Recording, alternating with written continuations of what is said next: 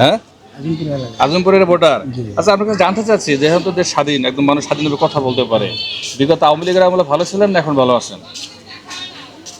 অনেকটা বলতে অনেক তো ভালো আর মনে করি সময় কিছু ভালো আছে। আওয়ামী লীগের সময় আরো ভালো ছিলেন। আচ্ছা, এখন কোন জিনিসটা খারাপ মনে হইতেছে দেশে? দেশে তো আমি কিছু বুঝতে পারছি না, এখন তো একজনে এক দল নিয়ে চলতেছে, হুম। বিএনপি, জামাত, আরো অন্য দল চলছে।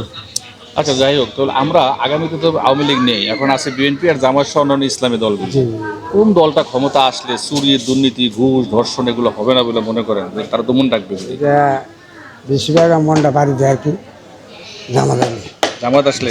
জামাতকে কেন আপনি পছন্দ করলেন? না কারণ না, বলতে পারবেন? তার কারণটা হলো তারা নারীরা যেভাবে চলে হুম। এটা বদলে দেবে, এটা বন্ধ করবে, আর কিছু বন্ধ করবে না? আর চুরি চুরি ডাকাতি সব বদলে দেবে। বন্ধ করবে না?